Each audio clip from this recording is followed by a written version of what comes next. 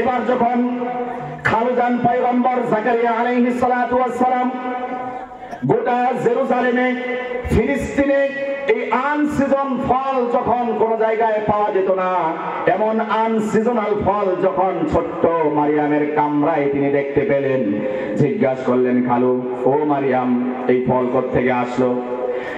ছোট্ট মারিয়াম জবাব দিল, ক্বালাতু হুয়া মিন ইনদিল্লাহ।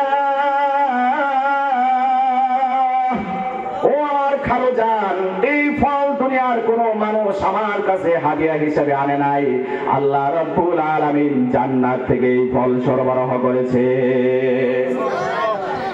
পয়গম্বর জাকারিয়ার ভিতরে প্রেম জাগ্রত হলো, আশা জাগ্রত হলো, ভরসা জাগ্রত হলো।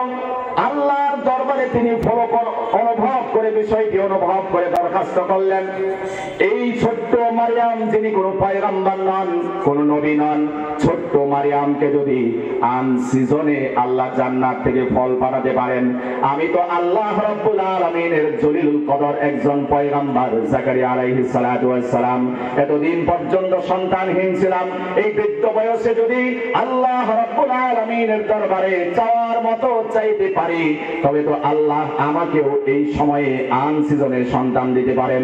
আল্লাহ সেই শক্তি আছে না নাই? জোরে বলতে হবে, আছে না নাই? এই অনুভূতি নিয়ে ঠিক ওইখানে দাঁড়িয়ে কোরআনে যেভাবে বিবৃতি হয়েছে, হুনালিকা দাআ জাকারিয়া রাব্বাহু ক্বালা রাব্বি হাবলি মিন লাদুনকা যুররিয়াতান তাইয়্যিবা। আল্লাহর পয়গম্বর জাকারিয়া আলাইহিস সালাতু ওয়াস সালাম ওই জায়গাতে দোয়া করলেন, আল্লাহ রব্বি হাবলি মিন লাদুনকা যুররিয়াতান তাইয়্যিবা। এই ছোট্ট মারিয়ামকে মৌসুমে যদি মৌসুমী ফল তুমি দান করতে পারো, বিশ্বাস রাখি বুড়ো বয়সেও আমাকে তুমি সন্তান দিতে পারো। এই অনুভূতি নিয়ে, বিশ্বাস আর ইয়াকিন নিয়ে যখন তিনি দোয়া করলেন, আল্লাহ রাব্বুল আলামিন জাকারিয়ার দোয়াকে কবুল করে নিলেন। পয়গম্বর নামাজে দাঁড়িয়ে গেলেন, ঠিক এই মুহূর্তেই আল্লাহর পক্ষ থেকে ফেরেশতা সুসংবাদ নিয়ে চলে আসলো। কোরআনে হাকিমে এইভাবে বিবৃত হয়েছে, আন্নাল্লাহা ইউবাশশিরুকা বিয়াহইয়া মুসাদ্দিকাম বিকালিমাতিন মিনাল্লাহ। জাকারিয়া পয়গম্বর মিহরাবে নামাজরত আছেন, ঠিক এই মুহূর্তে আল্লাহর পক্ষ থেকে ফেরেশতা নাজিল হয়ে গেল।